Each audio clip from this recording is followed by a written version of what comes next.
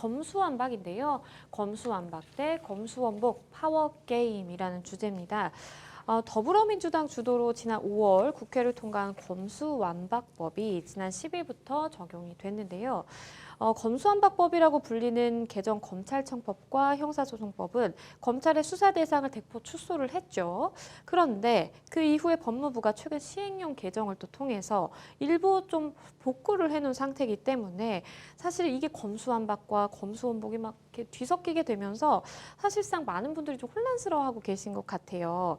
평론가님께서 우선 먼저 검수완박과 검수원복 좀 어떤 내용인지 좀 설명을 해주시죠. 그러게요. 지금 이제 설명이 필요한 부분입니다. 이것도 그렇죠. 검수완박, 검찰 수사권을 완전히 박탈, 검수원복은 검찰 수사권 원상 복구 뭐 이렇게 되어 있습니다. 조어가. 자, 검수완박법은 사실 9월 10일부터 발효가 되죠. 네. 원래 9월 10일부터 발효가 돼서 아마 이게 구체적으로 위원회를 만들어서 앞으로 어떻게 할 것인가 여야가 원래 이제 그 머리를 맞대기로 돼 있는데 요원하죠. 지금 이런 정부에서 그게 만들어질지. 그러니까 더욱더 지금 완성되지 아니한 법이 발효가 되는 어떤 상황이 그렇죠. 돼버렸어요. 첫 번째는 검수완박법에 대한 설명을 드리면 이미 문재인 정부 때 검경 수사권 조정이 몇 년간 어쨌든 진통을 겪으면서 합의를 보고 통과가 돼서 시행이 됐습니다. 검찰의 수사 기능 중에 6가지만 남긴 거예요. 그 6가지가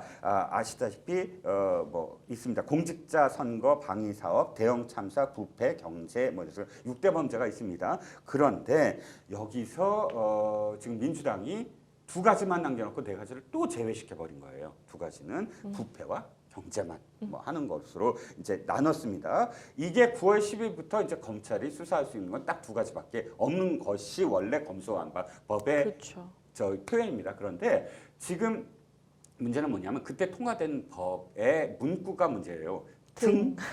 등이라고 되어 있습니다. 부패, 경제 등 뭐 그 다음에 문구가 대통령이 시행령으로 정하는 이렇게 돼 있어요. 그러니까 실질적으로 법이라는 게 뭐 처음부터 끝까지 세세하게 다 문구를 넣을 수 없는 거잖아요. 그거는 어차피 여러 가지 어떤 이유가 있지만 포괄적으로 해야지 이것을 그럼 시대에 맞춰서 계속 더 넣을 수 있는 뭐 넣었다 뺐다 할 수 있는 게 아니기 때문에 그런데 지금은 좀 이게 문제가 되기 시작한 거예요. 등 해갖고 대통령이 정하는 시행령 그러니까 등이란 건 포괄적 의미 아니냐 거기서 여러 가지가 또 포함될 수 있는 그런 의미가 아니냐 그래서 포함될 수 있는 것들을 대통령 시행령으로 다 확정을 지었다. 그러니까 국무회의에서 그 확정을 지었어요. 내용을 봤더니 직무유기, 직권남용, 정치자금법 위반, 조직폭력, 기업형 조폭, 보이스피싱, 마약 유통 관련 범죄를 포괄적으로 부패 경제 안에 집어넣은 거예요. 이렇게 해석할 수 있다라고 해서 시행령을 개정을 했습니다. 국무회의에서 꽝꽝꽝 하고 시행령을 개정을 하니까 당연히 민주당에서 이제 반발을 할 거고요. 뒤에 이제 또 말씀을 드리겠지만 그런데 문제는 이것만 있는 것이 아니라 2가지가 더 있어요.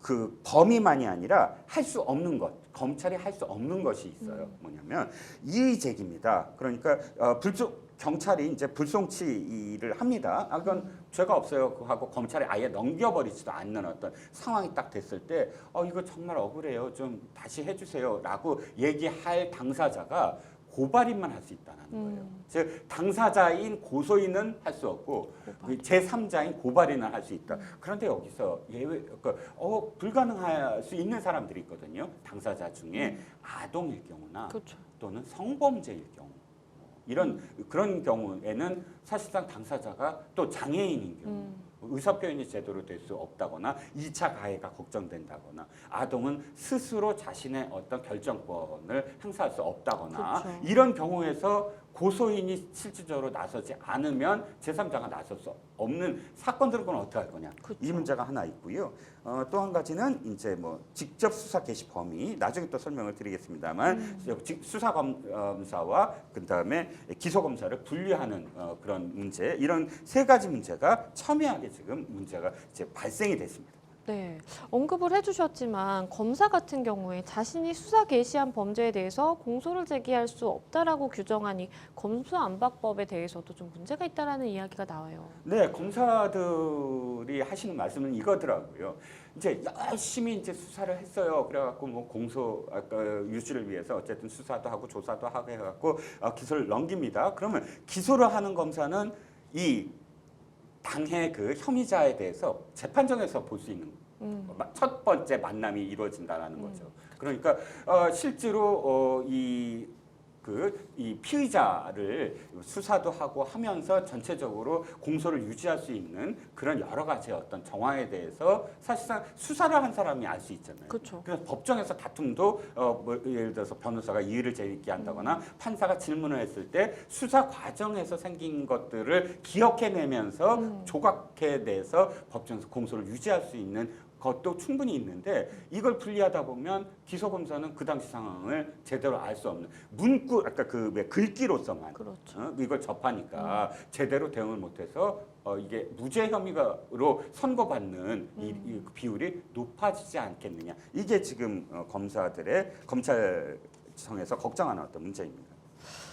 그런데 이제 말씀드린 것처럼 검수원복 시행령이 이제 통과가 되면서 사실은 여야 공방이 굉장히 좀 거셌던 걸로 기억을 해요. 네, 그렇죠. 당연히 이제 민주당에서는 그런 식으로 하면 입법권이 무슨 그 소용이 있느냐. 그렇죠. 국회가 이 입법을 해서 거기에 대해서 이 지금 행정부를 견제하고 입법권이라는 가장 중요한 권한을 행사를 한 것인데 그것을 대통령령으로서 뒤집어 버린다면 그러면 상권 분립에 대한 문제도 그렇고 행정부에 대한 독주 문제도 그렇고 이것은 굉장히 큰 문제다라고 민주당은 지금 반발을 하고 있는 거죠.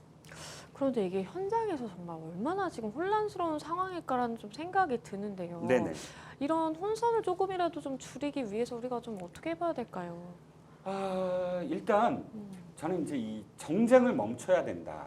이거 핵심 정쟁을 멈출 수밖에 없어요. 왜냐면 이 민주당이 갖고 있는 어떤 생각은 검찰의 모든 수사권을 무조건 박탈해야 된다라는 어떤 명제 속에서 나머지를 모두 다 하다 보니까 지금 아까 그 고소 고발인 문제도 있고 상당히 많은 문제들이 꼬여나가기 시작하거든요. 그리고 시행령도 사실은 이 허점을 파고든 것이긴 하나 선례가 돼서 모든 것들이 시행령에서 대통령령으로서 된다면 실질적으로 이번 일이 아닌 다른 어떤 상황에서 이게 선례가 될 수 있는 어떤 상황이 되므로 문제는 이 그 개혁 특위입니다. 사법개혁 특위인가 이름이 바뀌어서 제가 저 풀네임을 말씀을 못 드리는데 이번 그 특위에서 사실 여야가 정말 좀 더 그 이 분파 정치를 좀 지향을 하고 국민 입장에서 이 어떤 범죄와 관련돼서 불편을 느끼거나 고통을 느끼지 않는 방안이 무엇이냐라는 걸 내놓으라고 말씀을 드리고 싶지만 그러나 여야가 그렇게 할지는 참 걱정이 앞섭니다.